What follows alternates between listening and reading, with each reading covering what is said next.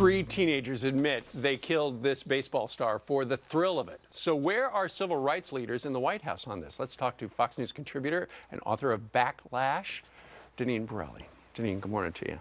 Good morning, Steve. A lot, despite the fact that the White House says they haven't even heard about this, we've all heard about it. And there's a lot of outrage because when you look at what happened, for instance, the last big case down in Florida with Trayvon Martin, you saw Al Sharpton and Jesse Jackson, our president, comment on this. This horrific thing that happened down in Oklahoma on Friday, nary a word, barely. Nothing. Yeah, my heart goes out to the family of this young man.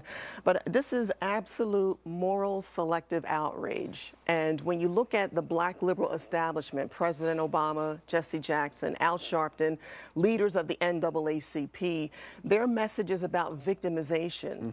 And this incident, as tragic as it is, this incident does not fit into their narrative. So they're going to try to ignore it, pretend it didn't happen. They also try to ignore the black-on-black crime that happens because that highlights the failures of their big government policies in these communities. So are you saying that unless it is helpful to them politically, to Sharpton and Jesse Jackson and the president, yes, it's not helpful to them politically, they're not going to talk about it? Absolutely. Look at the Trayvon Martin case, for example, how that was a local issue that was made a national news headline on a daily basis. Look at the school bus beating in Florida.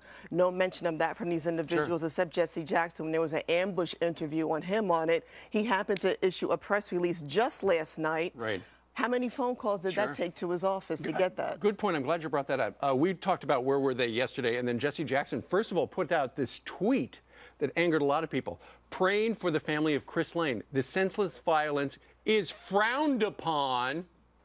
Frowned upon? And the justice system will prevail. You're right. Then he wound up putting out a statement later that said this, because frowned upon, simply not enough. Yeah. The recent incidents of violence in America calls each of us to collectively resist all forms of violence in our society, in particular black-on-black violence that disproportionately affects every facet of black life in America. We must learn to live together in peace, and it goes on. But imagine if this was flipped around. 3 white kids shot a black person in the back. Imagine if this was flipped around. Right, absolutely. They would be in the streets already in Oklahoma, marching and protesting. In this particular case, it was 2 black teenagers and 1 white kid shot this 22-year-old white kid from Australia. Is this racial? Well, some of the tweets that were, or something on social media from one of the guys, one of the black individuals, had some hate tweets, some racist tweets before and after this event. So this does indicate that this was a racial incident. Man.